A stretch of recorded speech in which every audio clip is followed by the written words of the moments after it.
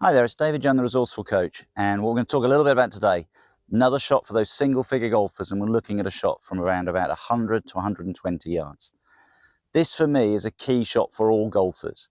It's a shot that everybody expects to hit the green, but we're going to show you some stats today and then show you the technique of what we'd like to do to get this shot a little bit more consistent. So let's start with some stats. Let's look at the top players in the world, okay? So I was looking at the stats this morning, and from 100, 125 yards, sort of the distance that we're talking about today, the best player on tour is a guy called Zach Johnson, two-time winner, Zach Johnson. And from this position, on average, he hits 85% of his greens. And I think most people will be alarmed by that. He's the best on tour, and he's hitting 85% of his greens. So 15% of the time, he doesn't even hit the green. And he is the best on tour. His average distance from the hole is around about 16 feet. Best on tour is 15. So I think he's third in that category as well. So he's the best in greens in regulation. He's third in proximity to the hole at around about 16 feet. And the average tour player is around about 20 feet from the hole.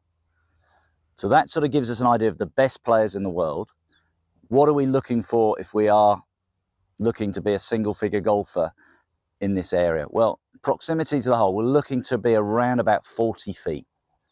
So pretty much, again, if you're hitting that green, you're doing brilliantly. We're doing really, really well on that side. That's what we're looking to achieve. This is what we call a 3.2 shot.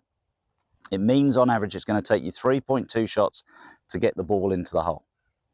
So 80% of the time you'll get down in 3, but 20% of the time you're going to get down in 4 shots. So that's really important to understand as you're going along. Understand what's achievable. And if your average is around about, let's look at it, 40 feet, 20 feet being the tour player. If we're looking at the average around about 40 feet, remember their average was 20 and their best was 15, then probably, and that's the best average, if you are slightly better than average at this, you might be getting around about 30 feet. That would be a very, very good, you'd be a very good single-figure golfer. But that's your average. So you're only going to hit, probably from this position, approximately, I would say, around about 60% of the greens in regulation from this position. Now, the other thing I looked at when I looked at the stats, and we'll see Zach Johnson is the #1 player, all of the players who seem to be at the top of that sort of list of consistency around that area were all the players I'd say had a very rhythmical swing. I think the Italian player, Manacero, was second place, okay, in that area. And it's interesting to see because for me, this is a shot you want to have a nice rhythm and tempo. Why they're so good is because then they control their distance. And probably the best at the moment in the world at this is Scotty Scheffler. And again, when you watch his shots, I think he's on average distance to the hole, he's the third best. It's the rhythm and the tempo that he gets into his swing. So what he generates then is a consistent strike. If the strike is consistent with the club, consistent tempo, you're going to get consistent distance. And I'm saying that word consistent a lot, but I really need you to understand how important that is. So what I find when you look at these players, they're not hitting full out shots. They're nice and relaxed in how they're playing the shots, and they get the tempo correct as they go through. And you may be a player, we've got a shot here around about 110 yards. You may be a player who can muscle in a gap wedge or a sand wedge from that distance, but how often are you actually controlling that distance? So for me, I mean, I've got 3 clubs. I know I could get there with a gap wedge, but that feels a bit out of control. It feels like I'm trying to hit the ball way too hard. So I'm going to get rid of that club straight away. He's no good. I know I can hit my pitching wedge 120 yards, and we've got a shot of around 110. And I've even got my 9-iron here, which I know would hit getting up towards sort of high 130s. Again, easily going to hit 110. What I want to do, though, which is the most important thing, and again, you're looking to be a single-figure golfer, and this is really important. You want to land the ball on the green. And the reason why you want to land the ball on the green is the best surface on the golf course. And if your greenkeeper's doing his job, the green will be receptive. Now, in the UK, we've had a little bit of rain over the last 2 or 3 weeks, but we'd had 3 months of really dry weather from April. And people were coming to me and say, oh, I can't get the ball to stop on the green. And what they'd fallen into the habit of doing is we're landing it short, hitting the hard ground, that would take the spin off the ball, and then when it hits the lovely mown putting surface, it would run off the other side of the green. But the players who were landing it on the green, even in the hard conditions, because the green was watered and was soft, it was stopping. So that's a really important thing. So we're looking really at two numbers. The most important number when you're playing a shot into the green is the distance that you can hit the ball. That's the really important number. Okay, if you get that correct and you get the distance right through the air, then as you hit the ball well and you're using a decent golf ball, the ball will stop pretty quickly. And if you're a single figure golfer, you're generally striking the ball well anyway. So take a club that's definitely going to get you there. And then look at those players we talked about. Look at Zach Johnson. Look at the rhythm and the tempo of his swing. Okay, so I'm going to get rid of my 9-iron. I know my wedge. I mean, it's a dead calm day here today. I've got 110 yards. I know my wedge shot is around about 120. So I know what that will do. So I know this is a comfortable shot. But the first thing I want you to see in these first sort of two shots that I'm going to play is just the rhythm and the tempo of my swing. We'll talk about the technique in a minute, but just watch the rhythm and tempo. Just a nice, comfortable swing. That's what I'm looking to achieve. Okay, nicely on line. Yep, that ball's landed on the green. You're going to see it reappear. Yep. So that ball is finished approximately, I would say, and again, I'm a scratch golfer, I would say at about 30 feet from the hole. So I'm not a tour player. I'm not going to put it 20 feet away. That's finished about 30 feet. I'll be very happy with that. If I can get this down in 3, I'm doing absolutely fine. But for that single figure golfer, 40 feet would be a good shot. But again, look at the rhythm. Look at what I'm achieving in the shot to get the feeling that we go through. Ball landed lovely on the green there.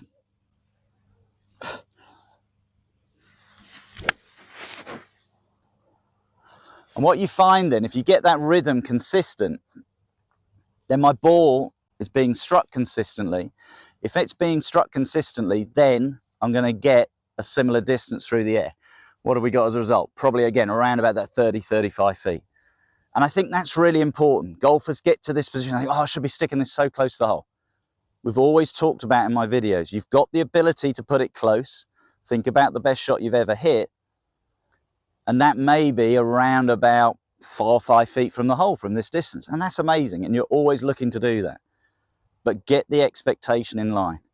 Single figure golfer, hit the green, 2-putt it, you're ahead of the game. You're doing brilliantly. Now, for me, the rhythm and the tempo, as we said, is so important. But what am I looking to do with the shot? Let's just turn the ball this way. And I just want to play what I'd call an orthodox shot. Okay, and what I mean by that is ball position pretty central, width to stance, shoulder width. I want to feel then from there I'm getting a nice smooth swing going back, the wrists are cocking, all of those things, but I'm just feeling the smoothness of the swing. Think about that best swing that you've ever made, okay, and feel what that rhythm is like. And feel that everything then can start to coordinate together. You feel your arms, your body all nicely coordinating through the shot nicely together. 40 feet is your number. Rhythm and tempo, as I said, if you find you can't get there with that club, don't try and muscle it with the other. Even go as I've done before, change it to a 9-iron. Okay, keep it smoother if you find that's easier to do. Just keep the rhythm, what you're going to find. A 9-iron's still going to give you plenty of height. It's going to stop. Don't worry about that from 100 yards. Don't have to hit it hard. You want to get the control on the ball. But look how, again, all I'm going to do, rhythm, tempo, through. And interesting that actually felt better. That felt, I took one more club, I'll put that closer. So it's about what you can repeat, and I think that's really important. If you can repeat it, do it again, do it again, do it again.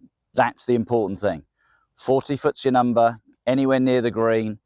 Even if you don't hit that green, you're just on the fringe, you've still probably got the skills to get it down in 2. You're giving yourself a good opportunity from that position. Okay, so let's do one more with the 9-iron, and then we're going to do an extra shot here, just again to get that understanding of what the data should be from this distance going into the hole.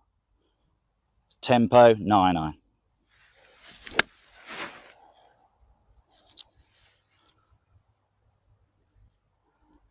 And the nice thing is I look at those 4 shots and I've played 2 different clubs. They're all on the green. It's all done what I needed to do. As a single figure golfer, I should be 2 putting that regularly. Look at my data for putting. If you're not achieving that, we'll look at that. But we're going to look at one final shot, which again, it's understanding how the shot will change if you're not playing from the fairway. So here's that second shot we were talking about. What if you're playing out of the rough? And straight away, people think their expectations should be identical. And it's a simple one to remember. If you're in the rough, you want to increase that number that you expect to be from the hole by about 50%. So we're 40 feet from the fairway, we're up to 60 feet. So this means, again, you may not hit the green. Now, what's really important when you're in the rough is to make sure, we talked about on the full shot is the rhythm and the tempo, but we talked a little bit about, just very briefly, swing back, let the wrist cock. Now, you want the wrist cocking because what will happen is then, if you're hitting from there, the club is descending down. And the most important thing I want to do when I'm in the rough, I want to get the club to the bottom of the golf ball. I see a lot of players here, they'll be getting to it and they're trying to help the ball up out of the rough. Hit down on the ball. If you hit down on the ball, you've got an opportunity now to get it up and out of the grass. And that's the key thing that we're looking for. Now, because my ball, you can see from the picture there, is sort of encased in grass, the important thing now that I'm looking for is a situation where I'm going to lose control on the ball. I'm not going to get as much backspin. That's why it's so important, if you can be playing off the fairway, you're going to get clean contact on the ball. As soon as you go in the rough, you're going to get grass between club face and ball. It'll fill the grooves up. You won't get as much spin.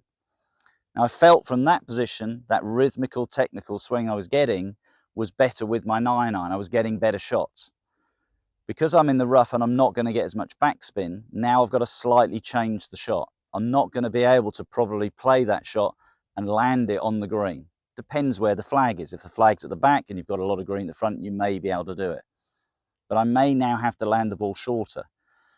But the good news is, if the 9-iron weren't there, I can take a pitching wedge or a gap wedge to now get the elevation out of the rough, get a little bit more height on the shot, and if I do happen to have to land it short, then the natural elevation may stop the ball a little bit quicker. Won't stop as quick as landing on the green, but I've got that chance. But the most important thing, mentally think, anywhere on that green is a great shot. 60 feet is a good shot. Have the sensation from there, I'm getting that club working up and down, okay? And have a practice swing. Get a feeling of getting through. What I say to my golfers is feel like you're getting to the soil, because the ball isn't going to be any lower than the soil. And if your club can reach the soil, the ball's going to jump up, okay? And you're going to get out of that lie. So, set up pretty central in my stance, but the main thing is get the club up, wrist cock, let it swing down.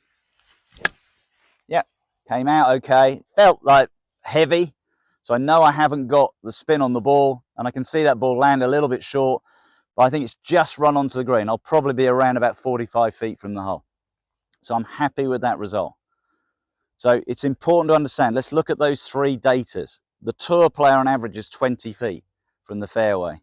The single figure golfer is 40 feet. In the rough, we're 60 feet. So look at those numbers. So when you go and play, get those expectations in line. If you're starting to put that ball 15 to 20 feet away, you're as good as a tour player. Okay, give yourself a mental pat on the back.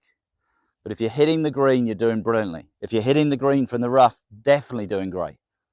But this is a shot on average you're going to get down in 3.5. Half the time in 3 from the rough, half the time in 4. So if you do get down in 4, don't beat yourself up. Okay, that's what I see. Oh, why have I not done it? Because you're in a worse position. It's the shot that put you here that has made it harder to get the result you want. So look at the shot beforehand, maybe playing down that tee shot or the second shot on a par 5 that may have put you in this position. Realize, okay, hit that fairway, because I'm going to, on average, probably gain about 1/3 of a shot if I'm playing off the fairway than playing out of the rough. I hope you've enjoyed that tip today. It's that single figure golfer giving you some data to understand what to do from 100 to 120 yards, both from the fairway and the rough. If you have enjoyed it, please share this with your friends. Please subscribe to my channel. There's a little bell on that, which if you press it, it will give you notifications when my videos come out on every Tuesday and Friday. If you have enjoyed it, I look forward to seeing you soon.